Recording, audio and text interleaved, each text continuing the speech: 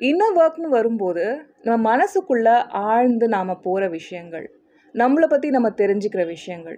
Self டெவலப்மெண்ட்ல நம்ம இத தான் செய்றோம். அதிக அளவுக்கு உங்கள வளர்த்துக்கிறது உங்க மனம் சார்ந்து தான் அமையுது. உங்களோட மைண்ட் செட்ட நீங்க கையில எவ்ளோ எடுக்கிறீங்களோ, அப்ப நீங்க ரொம்ப பவர்ஃபுல்லா ஃபீல் ஆகுறீங்க.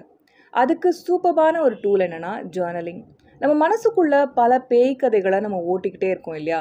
அந்த பேய் கதைகள மனசுலயே நம்ம வச்சிருக்கோம். நம்ம மனசுக்குள்ளேயே போட்டு நம்ம மண்டைக்குள்ளேயே அத ஆராய்ஞ்சுக்கிட்டே இருக்கோம் அப்டின்னா, அது ரொம்ப பூதாகரமா தெரியும். அது ரொம்ப பெரிய விஷயமா தெரியும். இதே நீங்க ஒரு பென் அண்ட் பேப்பர்ல, உங்களோட நோட் புக்ல அந்த தாட்ஸ போட்டீங்கன்னா, "இவ்ளோ தானா? இது ஒண்ணுமே இல்லையே! இதுக்கு நான் வரி பண்றதுக்கு அவசியமே இல்ல." அப்டின்ற மாரி உங்களுக்கு ஃபீல் ஆகும். ஸோ உங்களோட தாட்ஸ என்னைக்கு நீங்க பென் அண்ட் பேப்பர்ல போட ஆரம்பிக்கிறீங்களோ, அதுதான் உங்களோட செல்ஃப் டெவலப்மெண்ட்க்கான முதல் படியா ஆகும். அண்ட் உங்களோட ஜர்னலிங் வந்து சூப்பர்பான டூலா அமையும். ஸோ கண்டிப்பா ஜர்னல் பண்ணுங்க. உங்களோட தாட்ஸ மண்டைக்குள்ளேயே போட்டு பேய் கதைகள நம்பிக்கிட்டு, பேய் கதைகளே உங்களுக்குள்ள அதிக அளவுக்கு அத பூதாகரமா ஆக்கிக்காம, அத பென் அண்ட் பேப்பர்ல போட்டு ஆக்சுவலா ரியாலிட்டிய பார்க்க ஆரம்பிக்கும்போது, உங்களோட இன்னர் ஒர்க் சூப்பரா இருக்கும். உங்களோட மைண்ட் செட் ரொம்ப ஸ்ட்ராங்கா அமையும். உங்களோட செல்ஃப் டெவலப்மெண்ட் ஜர்னியும் வந்து அடுத்த கட்டத்துக்கு நகரும்.